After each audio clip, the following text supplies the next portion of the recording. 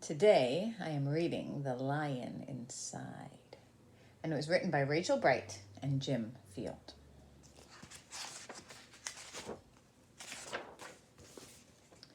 In a dry, dusty place, where the sand sparkled gold, stood a mighty flat rock, all craggy and old. And under that rock, in a tiny little house, lived the littlest, quietest, meekest brown mouse. He was so incredibly tiny, so incredibly small, that nobody noticed him ever at all. He got stepped on, ow, and sat on, ouch. He missed out on stuff, ignored and forgotten. His mouse life was tough. Meanwhile, far above on top of the rock, times were quite different. It was lion o'clock. This huge, toothy creature made sure everyone saw how important he was by how loud he could. Can you do it? Roar!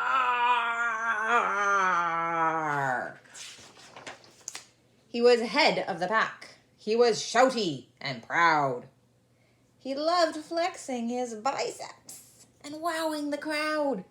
Yes, all were impressed by this mighty king cat.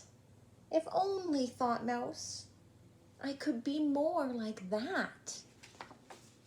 Then, late one dark night, in his tiny mouse bed, the cleverest thought popped into his head. He leaped in the darkness and held up a paw. I've got it, he said. What I need is a roar. I mean, what if this mouse, with the weeniest squeak, were a little more grrr and a little less meek? Well, he'd still be the smallest of fuzzy brown mice, but he'd make friends and join in, and life would be nice. Yes, thought the mouse, I must find out how. I will learn how to roar. I will learn it now. But it wouldn't be easy. There was only one beast who could teach him this thing, but may make him a feast.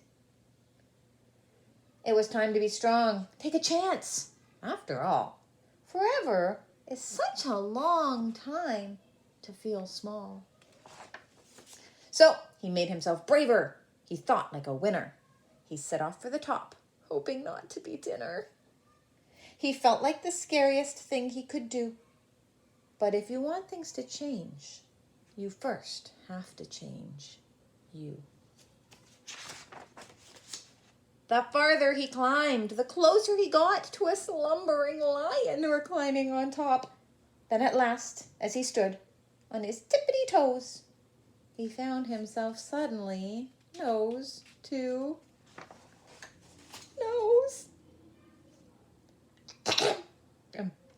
Pardon me. Wake up, Mr. Lion. You've got company. Squeak, Mr. Lion. What I've come to you is squeak. Do you think you could teach me to roar? A silence befell that twinkling plain. Lion opened his eyes and puffed out his mane. Time went so slowly it felt like a week. Then he opened his mouth and let out an ooh. The lion curled up in a terrified ball. He did not like this, not one bit at all. Don't hurt me, he whimpered. Oh, try to be nice. Well, this mighty great lion was frightened of mice. Don't worry, Mouse peeped. I'm here as a friend. Let's hang out together. Be pals in the end. That was a magical moment for sure, when the mouse didn't feel at all small anymore. He had found his true voice and learned to speak out, and for that, you don't need to roar or to shout. And from that day and always, the two were a pair. They both liked that rock better. Now that rock was to share. The mouse, while still little, felt big in his head, and the lion, he still roared, but with laughter instead.